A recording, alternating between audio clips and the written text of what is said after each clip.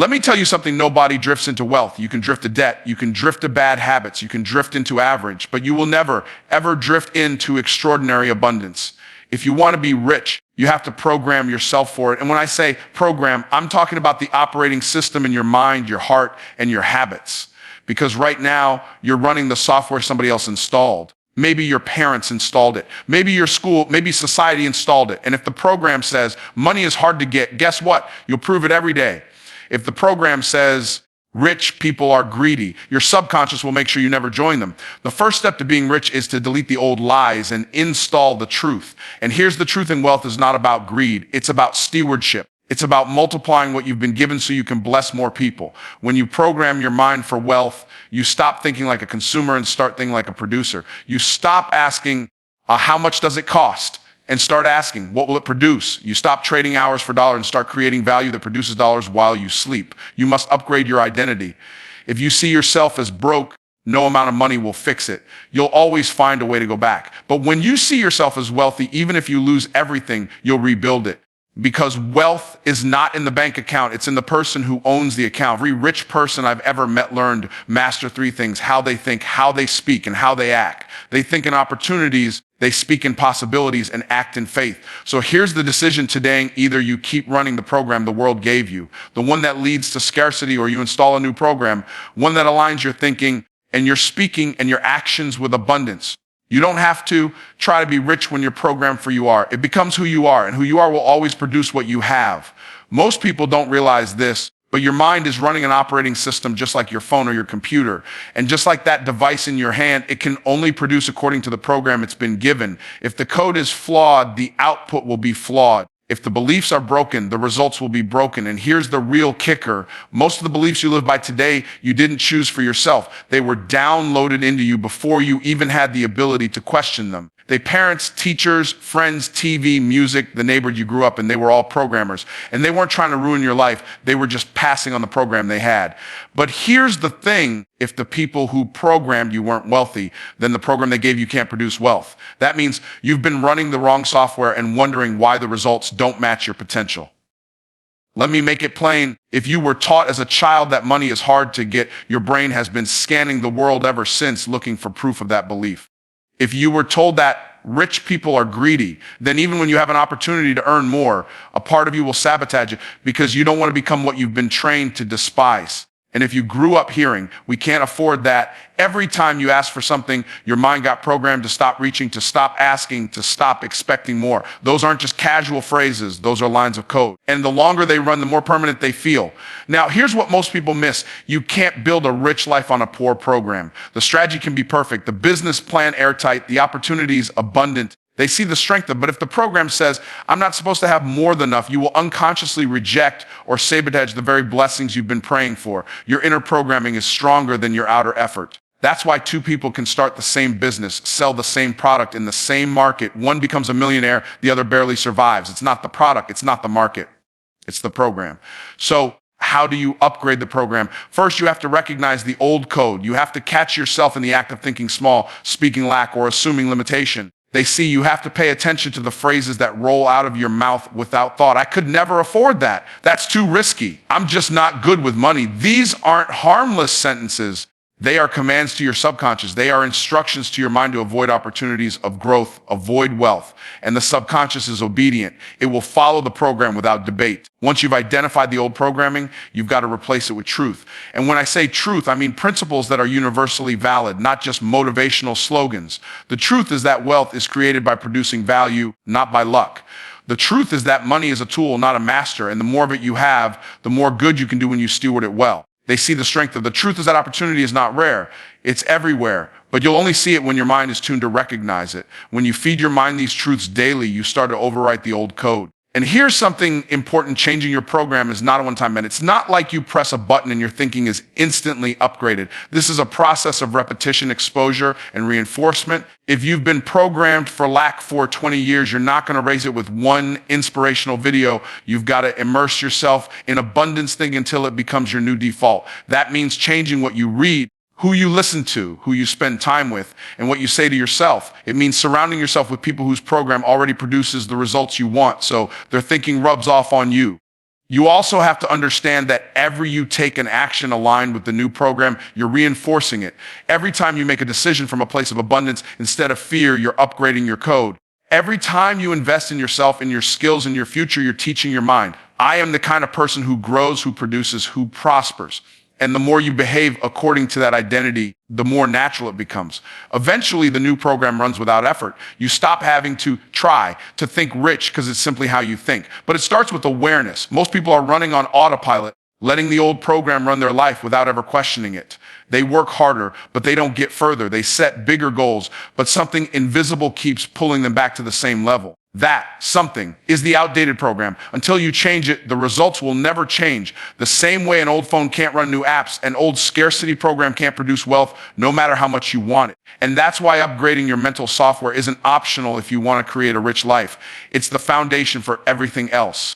Most people go through life thinking like consumers. They wake up thinking about what they're going to pay, what bill they have to pay, what subscription they need to cancel, what they can afford this week. Their entire financial mindset is built around spending. Even when they earn money, the first question they ask is, what can I get with this? And that way of thinking keeps them trapped because consumers are always on the receiving end else's production.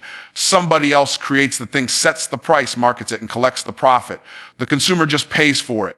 And here's the truth. If you live your life only as a consumer, your money will always flow away from you, never toward you. Producers see the world differently. Producers wake up thinking, what can I create that someone else will gladly pay for? They look at problems as opportunities to add value. They ask, how can I turn my ideas, skills, and resources into something that multiplies? Instead of focusing on the price tag of things, they focus on the potential of things. Consumers think, how much will this cost me? Producers think, how much can this produce for me? That shift might seem small, but it changes everything. It turns every purchase into an investment. It transforms every moment into a chance to create something that can live beyond the hours you work. When you think like a producer, you stop looking for sales and start looking for systems. You stop asking, where can I save $1? And start asking, where can I make $1 grow into 10? You stop fearing expenses and start calculating return. A consumer will avoid spending $1,000 because it feels like a loss. A producer will invest $1,000 if it can bring back $5,000. That's not recklessness, it's strategy. Producers understand that the only way money grows is when it's put to work, not when it's buried in fear. The danger of staying in consumer mode is that it traps you in a scarcity loop. You're constantly thinking about what's leaving you, so you miss opportunities to create what's coming to you. You focus on protecting what you have, and in the process, you fail to expand it. It's like trying to win a race by standing still. The economy rewards production, not protection. Money flows to the people who create value, and the more valuable the thing you create, the more money flows to you. Switching to a producer mindset starts with asking yourself different questions. Instead of asking, what can I afford? Ask, what can I create? Instead of asking, what will it cost me? Ask, what will it return to me? Instead of asking, how can I spend less? Ask, how can I earn more? Every time you change the question, you change the direction of your thinking. And when you change the direction of your thinking, you change the direction of your life. Think about the people who own the platforms you use every day, the companies that make the phones, the apps, the services. You're the customer, but they are the producers. They built something once, and now they get paid over and over again, not because they worked more hours, because they created value that the world keeps paying for. That's the power of being a producer. You can build something today that pays you for years. When you live in producer mode, even your spending changes. You don't stop buying things, but you start buying with a purpose. You buy tools that help you create. You buy knowledge that increases your ability to produce. You buy connections and environments that expand your opportunities. You stop buying just to consume and start buying to multiply. The same dollar that's been going forever in consumer mode now becomes a seed that grows in producer mode. Another thing about producers, they control their narrative. Consumers let other people tell them what's valuable. They watch ads, they follow trends, they let marketing decide what they should want. Producers flip the script, they decide what's valuable, they create it, and they present it to the market. They are not at the mercy of the economy. They see the shape the economy. When you're a producer, you're no longer just reacting to what's available, you're making something available. It's not about becoming some corporate giant overnight. You can start producing at any level. They see the strength of you can turn your knowledge into a course, your skills into a service, your creativity into a product. The point is to start thinking, what can I make that others will value? Every time you do that, you shift from being the person who spends money to the who collects it. And when you live long enough in that mindset, your relationship with money changes completely. You stop chasing it. It starts chasing you.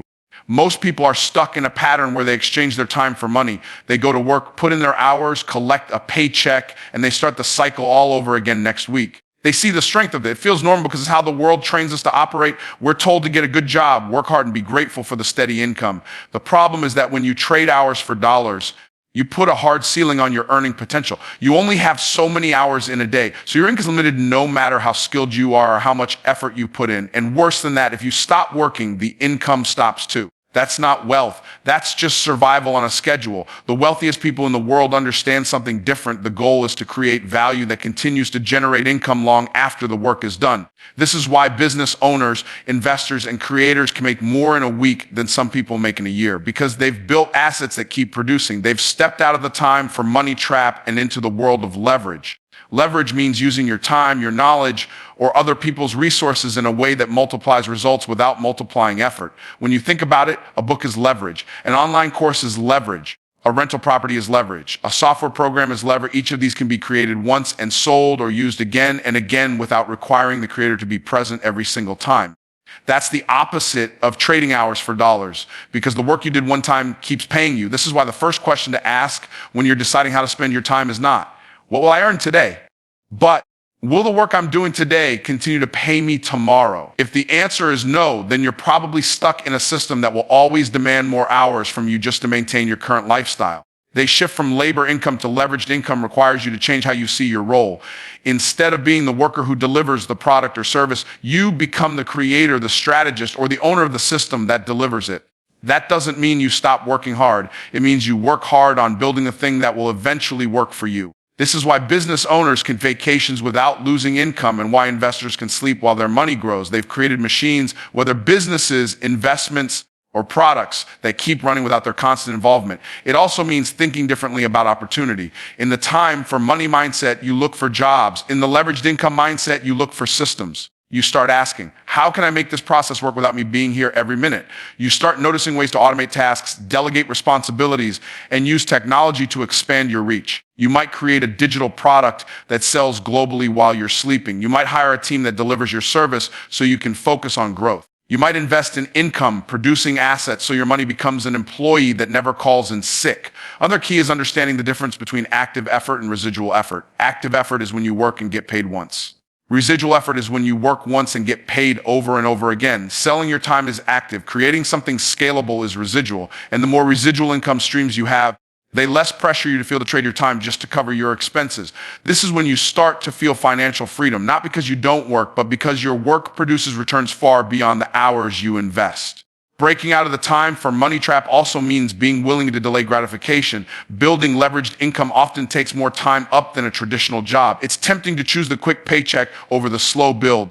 But that's why most people stay stuck. They never plant the seeds that could have fed them for years because they're too busy looking for the fruit they can eat today. Producers with a wealth mindset understand that the short-term sacrifice is worth it for the long-term reward. They'll spend months building a system knowing that once it's in place, it will free them from the constant demand of trading time for money. The truth is, you can't rich renting out your time to someone else. There's nothing wrong with honest work. But if you want to create wealth, you have to start owning something that works even when you're not working. Whether it's a business, a brand, an investment portfolio, or intellectual property, they see the strength of the goal is the same, to create streams of income that are not tied directly to the hours on a clock. Once you step in that mindset, you stop asking, how can I make more per hour? And start asking, how can I make money without an hour? That's when you begin building real wealth. Your identity sets the boundaries for your reality. You will never consistently outperform the way you see yourself. If you see yourself as broke, you will always find a way to be broke again, even if you temporarily get more money. If you see yourself as someone who struggles, you will keep creating situations where you have to struggle. It's not magic, it's programming. They see that your self-image is the thermostat for your financial life. It doesn't matter how much heat comes in, you will always cool it back down to the level you believe you belong at. And if you want to be rich, the first upgrade has to happen inside you, not in your bank account. People think that money will change their identity, but it doesn't work that way. Your identity changes how you handle money. This is why so many lottery winners go broke within a few years and why some entrepreneurs lose everything and build it all back again. The external number in the bank is temporary, but the internal image you carry is permanent until you decide to rewrite it. If you want to be wealthy on the outside, you have to start being wealthy on the inside first. That means seeing yourself as capable of handling abundance, as worthy of managing more, and as responsible enough to multiply it instead of waste it. Changing your identity starts with changing the way you talk to yourself. Every time you say, I'm just not good with money. You're reinforcing a broke identity. Every time you say, I can't afford that, you're confirming that you're someone who never will. Your words are not just sounds, they are agreements you make with your subconscious. And your subconscious will fight to make sure your life stays in alignment with what you keep saying about yourself. If you speak like a broke person, think like a broke person, and act like a broke person, you can't be surprised when your results match that identity. The opposite is also true. If you start speaking like a wealthy person, thinking like a wealthy person, and acting like a wealthy person, your subconscious will begin aligning your behavior and decisions to match that identity. This is not about pretending or faking. It's about stepping into the version of you that already exists in potential. When you start identifying as someone who creates opportunities, manages resources well, and solves problems at a high level, you'll notice your choices begin to reflect that. You'll take calculated risks instead of avoiding them. You'll invest in growth instead of clinging to security. You'll make decisions with vision instead of fear. One of the fastest ways to shift your identity is to change your environment. If everyone around you sees you as the same person you've always been, it's harder to change. But when you put yourself in spaces where wealth is normal, where high-level thinking is the standard, and where abundance is expected, your mind starts to adapt to that reality. You strengthen, you stop feeling like you're reaching up and start feeling like you belong there. And when you believe you belong in a wealthy environment, you'll make decisions that keep you there. Another key is to take actions that your old identity wouldn't take. Your old self might have avoided networking events, so your new self attends them. Your old self might have avoided big financial decisions, so your new self learns to evaluate them and move forward. Your old self might have been afraid to charge more for your work, so your new self sets prices based on value, not fear. Every time you act out of the new identity, you weaken the grip of the old one. And as those actions pile up, the new identity becomes your default. It's also important to realize that identity is tied to habits. You can't say, I'm a wealthy person, and then keep the same habits that keep you broke. Wealthy identities are built on habits like tracking money, learning continuously, building relationships, and making your money work for you. Broke identities are built on habits like spending without planning, avoiding financial conversations, and reacting emotionally to money decisions. When you shift your habits, you shift your identity. And when you shift your identity, your results follow. Many people wait and have proof before they believe they're wealthy, but wealth doesn't work like that. The belief comes first, then the evidence follows. You have to decide who you are before you see the results in your life. The moment you start identifying as a wealth creator instead of a struggling survivor, you will start filtering every decision through that new lens. Opportunities you used to overlook will now stand out. Risks you used to fear will now look like necessary steps. Resources you used to waste will now be put to work. Wealthy people don't just think differently, they think in opportunities. They can walk into a situation that everyone else sees as a dead end and spot a door. They've trained their minds to scan for possibilities instead of problems. The average person sees obstacles first and might stop there. The wealthy mindset sees the obstacle, then immediately asks, how can this work in my favor? That habit of thinking doesn't happen by accident. It comes from deliberately conditioning the mind to look for the advantage in every situation. If you train yourself to think in opportunities, if you'll find them everywhere, if you train yourself to see only limits, you'll live inside them. But thinking is just the first layer. The next layer is speaking in possibilities. The words you speak have power, not just over your own mind, but over how others respond to you. When you speak in defeat, you shut doors without realizing it. You make people less willing to invest in you, partner with you, or trust your vision. When you speak in possibilities, you inspire confidence. You attract help, resources, and ideas because you sound like someone who is moving towards something instead of away from something. Speaking in possibilities doesn't mean ignoring reality. It means framing reality in a way that leaves room for solutions. Instead of saying, this will never work, you say, here's how we can make it work. That shift in language invites creativity and action instead of shutting them down. And that leads to the third piece, acting in faith. Thinking in opportunities opens your mind. Speaking in possibilities opens doors. Acting in faith walks you through them. Faith is not just a belief that things will work out. It's the willingness to move forward before you see the outcome. Most people wait until everything feels safe before they act, and that's why they stay stuck. If you only move when the path is clear, you'll never get to the places where big opportunities live. Faith is stepping when you can't see the whole staircase, trusting that the next step will appear as you go. Acting in faith doesn't mean being reckless. It means taking calculated risks that align with your vision. You gather the best information you prepare as well as possible, and then you move. The wealthy mindset understands that no amount of planning can remove uncertainty, so they don't waste their lives trying to eliminate it. They accept that risk is part of the process and that the rewards come to those who are willing to act before conditions are perfect. That's why they get ahead while others are still waiting for the right time. There's a powerful momentum that comes from combining these three: thinking in opportunities, speaking in possibilities, and acting in faith. If you only think in opportunities but never speak them, no one knows what you're building and no one can help. If you think and speak but never act, all you have is ideas that die in your head. But when you align all three, you start to see results that multiply. You spot the chance, you declare it, you move on it, and then the results reinforce your belief, making you even bolder the next time. That's how wealthy people create cycles of success instead of cycles of hesitation. Most people underestimate how much their language shapes their future. The words you speak are like seeds. If you constantly speak lack, fear, and limitation, you're planting weeds in your own garden. If you speak abundance, gross ability, you're planting fruit-bearing trees. And here's the thing, your mind listens to you more than anyone else. You can read books, listen to mentors, watch motivational videos, but if you go back to speaking small over your own life, you'll undo all that input. That's why wealthy people are deliberate with their words. They speak life into their projects, into their relationships, into their future.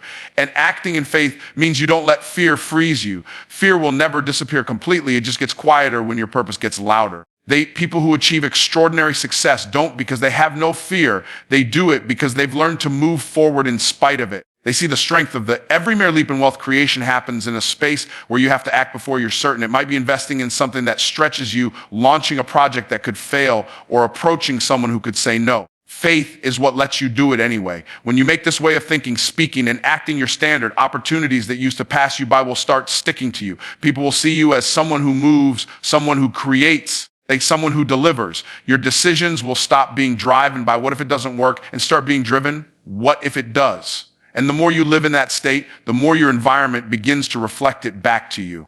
Money has a way of revealing the heart. When you see wealth as a tool, you treat it differently than when you see it as a prize. A prize is something you cling to, something you protect because you're afraid of losing it. They see the strength of a tool is something you put to work, something you use to build, to solve problems, to create impact. People who build lasting wealth operate from the belief that money is entrusted to them for a purpose. They see themselves as stewards, not hoarders. That shift changes every financial decision because it's no longer about having more just to have more. It's about using more to do more.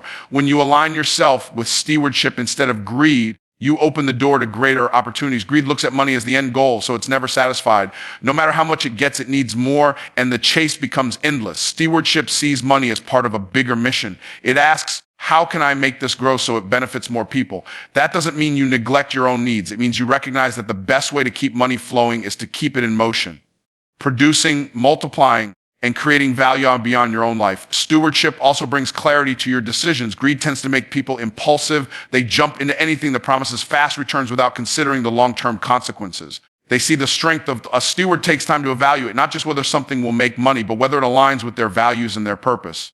That doesn't slow you down. It keeps you from wasting resources on things that might look but lead nowhere. Wealth without direction can destroy just as easily as it can build. Another thing about stewardship is that it fosters trust. People are more willing to partner, invest, and collaborate with someone who has a track record of using resources wisely. If you burn through money, mistreat relationships, or operate with selfish motives, your opportunities will shrink. But if you can be trusted to handle what you have, more will come your way, sometimes in ways you didn't even expect. That's why stewardship is one of the most powerful wealth accelerators. It multiplies not just money, but the network and influence that money can't buy. Operating from stewardship doesn't mean you think small. In fact, it often pushes you to think bigger because you realize the more you have, the more you can do. If your goal is just to serve yourself, your vision will always be limited to your personal needs. But if your goal is to create impact, you'll find reasons to build something larger than yourself. That's why so many wealthy people focus on building businesses, funding initiatives, and creating systems that outlive them. They understand that money is temporary, but what you build with it can be permanent. Stewardship also changes the way you view generosity. Greed gives reluctantly as if giving is losing. Stewardship gives strategically, understanding that giving is a way to plant seeds for future growth. Financially, relationally, and spiritually, the act of giving doesn't just help the recipient. It shapes you into someone who is not enslaved by money. It reminds you that you control your wealth. It doesn't control you. And paradoxically, the more freely you give from a place of purpose, the more capacity you create to receive. When you operate with this mindset, you stop competing with everyone else. Greed thrives on comparison. It needs to prove it has more than others. Stewardship is focused on multiplication, not complication. You measure success by what you're able to create and contribute, not by how much you can outdo someone else. This removes a lot of the anxiety and pressure that comes from chasing wealth for the wrong reasons. You're not in a race, you're on a mission. The stewardship mindset also makes you a better decision maker under pressure. When the goal is to grow and manage resources for a purpose, you don't panic when circumstances change. You adapt. You look for next opportunity to put your resources to work, knowing that the mission is bigger than the moment. Greed gets defensive and fearful when conditions shift because attached to the immediate gain. Stewardship stays focused on the long-term vision so it can endure short-term challenges without losing momentum. Over time, the habit of viewing wealth through the lens of stewardship builds a legacy. It turns your financial growth into something that outlasts you. You're not just leaving money, you're leaving systems, relationships, and structures that can keep producing. You're creating a ripple effect that goes far beyond your lifetime. And when people see the results of that, they don't just remember the wealth. You become known for the way you used it.